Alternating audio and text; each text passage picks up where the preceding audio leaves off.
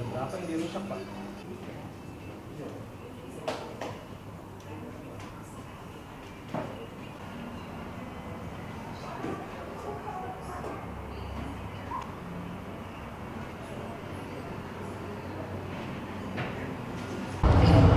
Udah, mungkin boleh diceritakan Mas soal proses pelaporan tadi. Oke, Seperti apa? baik, selamat siang teman-teman media dan teman-teman tim hukum dari Ridho. Kami baru saja melakukan pelaporan terhadap pengerusakan APK yang dimana ada beberapa sejumlah titik. Saat ini kita sudah resmi membuat laporan terkait dengan pengerusakan APK, dan untuk terlapornya sendiri kita memang masih mencari pelaku karena memang pelakunya ini memang masih belum diketahui. Kita sama-sama tahu dalam proses demokrasi untuk pilkada ini memang banyak sekali, tetapi memang kita tidak bisa menilai dari berbagai pihak. Selain itu ya, kami mohon kepada warga khususnya Jakarta, kita terbuka untuk saling demokrasi, dan saya pikir untuk warga harus lebih baik lagi dalam berdemokrasi, karena kita bukan adu fisik tapi kita adu gagasan agar mana yang baik menjadi pilihan warga Jakarta sendiri. Ya. APK yang dirusak ada berapa banyak sih, dari datanya? Untuk data yang kami laporkan tadi kurang lebih ada 10 APK yang dirusak. Mungkin dalam ini hanya untuk di titik di daerah Jakarta Timur, tapi untuk wilayah lainnya kami belum ambil, tapi nanti kita akan proses lagi. Mas, kalau boleh tahu bukti-bukti apa saja tadi yang dibawa ke sini dan dilaporkan, dan apakah ada juga bukti dalam video rekaman CCTV yang ada aksi perusahaan atau seperti apa? Oke. Kalau untuk bukti saat ini kita masih foto dan APK yang dirusak. Untuk CCTV nanti coba kita lagi masih akses, apakah memang itu bisa nanti kita tambahkan jadi sebagai bukti. Ini baru diketahui hari ini atau memang dari kemarin sudah ada kerusakan? Untuk pengetahuan memang dari kemarin, tapi saat ini kita proses hari ini. Nah Bang, sebenarnya kan vandalismenya kan sudah terjadi sejak pemasangan Bang ya, sejak jauh-jauh hari kemarin itu. Nah ini kenapa baru direspon sekarang nih Bang? Ya, karena permasalahan ini kita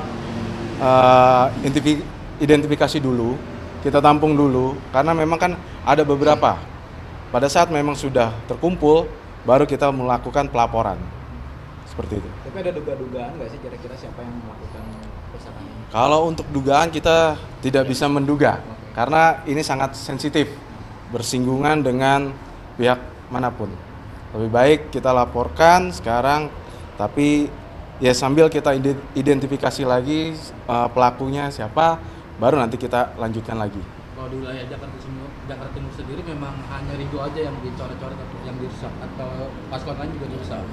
Kalau itu kita tidak tahu. Nantinya akan ada semacam patroli kasih dari tim Ridho untuk melihat atau memetakan Pasti.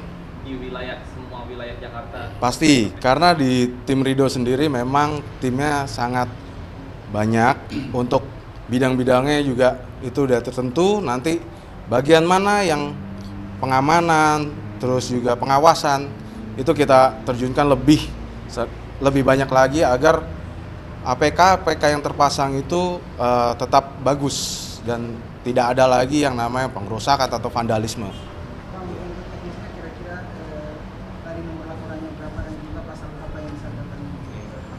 Oke, untuk pasal kita di pasal 280 ayat 1 huruf G itu tentang pengerusakan APK.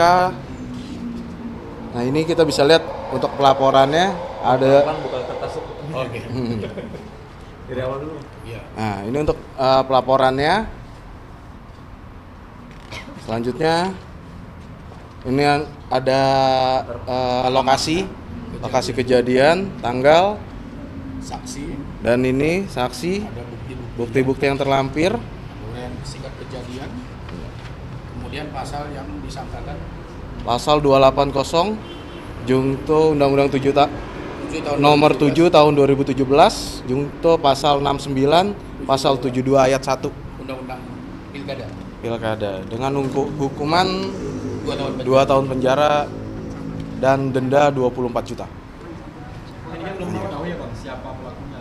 Kalau pihak Ridho apakah sudah menduga-duga siapa gitu? Kalau kita tidak bisa menduga-duga karena ini terkait dengan sanksi.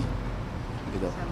Bang, terkait yang lain nih selain APK, barusan Pak Ridwan Kamil juga memposting di sosial medianya terkait pernyataan atau komentar dari netizen yang di unggahannya ditulis fitnah terhadap dirinya. Nah, nanti bagaimana atau sudah mengetahui belum terkait hal itu dari tim hukum?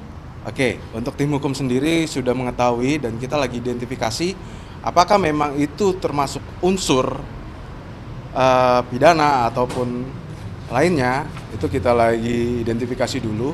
Kalau memang itu nantinya masuk unsur pidana, kita akan proses. Lainnya ini termasuk black campaign terhadap Ridho atau seperti apa?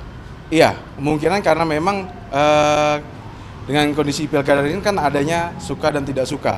Bagaimana pendukung yang suka pasti akan responnya positif. Tapi kalau tidak pasti responnya negatif. Gitu.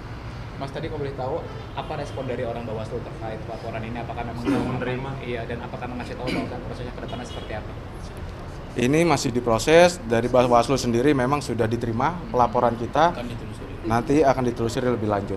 Dalam waktu berapa lama kira-kira? Ada janji nggak, Bang? Misalkan 2 minggu. Kalau untuk janji sendiri tidak ada, tapi secepatnya akan ditangani. Secara ketentuan 2 hari. Oh, saya tahu. Siapa sih? Komisar, Bang? Arif. Iya. Jabatannya, Bang? Saya Ketua Bidang Hukum Ridho.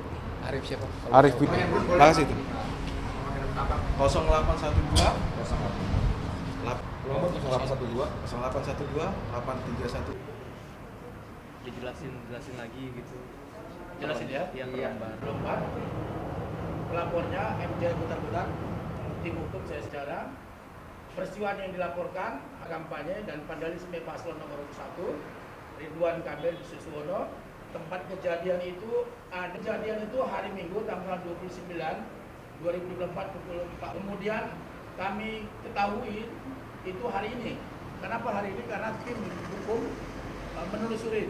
Makanya hari ini kami laporkan, kita juga tim hukum, bukti-buktinya, fotokopi KTP dan tindak pidana, juga tindak pidana pasal 28. Kira-kira begitu.